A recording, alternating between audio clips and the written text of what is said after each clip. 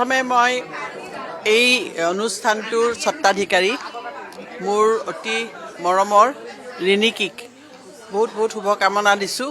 ইয়াত অকল আমাৰ এটা বস্তু নাই, বহুত ধৰণৰ, যেনেকৈ আমি ফেব ইণ্ডিয়াত গ'লে সকলোবোৰ পাওঁ নহয়, বিভিন্ন ধৰণৰ এক্সেচাৰিজবিলাক ইয়াতে ফাৰ্নিচিং আছে, বিভিন্ন ড্ৰেছেছ আছে, মেখেলা চাদৰ আছে, অৰ্নামেণ্টছ আছে, আৰু মই দেখিছোঁ কাঁহৰ বাচন। ইউনিক এটা জাগা য'ত মানুহ আহিলে, আমাৰ গুৱাহাটীত সাধাৰণতে আমি সদায় ভাবোঁ যে আমাৰ মানুহে এনেকুৱা ধৰণৰ এটা অনুষ্ঠানলৈ আহি অতি আনন্দিত হ'ব। লগতে আমাৰ আজিকালি যথেষ্ট টুৰিষ্ট আহে, এনেকুৱা এটা জাগা লাগে য'ত তেওঁলোকে একেলগে মানে সকলোবোৰ বস্তু পাব আৰু চখৰ বস্তু পাব, যাৰ চখ আছে নহয়নে?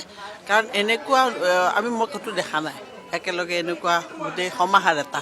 সেইকাৰণে মোৰ ভাল লাগিছে অভিয়াছলি, আৰু কামনা কৰিছোঁ তেওঁ যিটো আৰম্ভ কৰিছে এইটো। ইয়াতে আমাৰ মাজুলী মুখাও আছে নহয়নে, গহনাবিলাকো আছে, মানে সকলো ধৰণৰ যেনেকুৱা ধৰণৰ মানে সজাব খোজে বা পিন্ধিব খোজে, একেলগে সকলোৰে সমাহাৰ বহুত কম দেখা যায়। সেইকাৰণে মই ভাবোঁ এইটো এটা খুব ভাল ইনিচিয়েটিভ হৈছে, আৰু মই বহুত আশাপদ এটা ভাবিছোঁ, আৰু বাৰে বাৰে কৈছোঁ ৰিনিকি বহুত কষ্ট কৰি লগতে আমাৰ এইটো অনুষ্ঠানটো সজোৱা, এই যে এটা অনুষ্ঠান কৰা খুব সহজ কথা নহয়। মই এইকেইদিন দেখিছোঁ, খুব ভাল লাগিছে।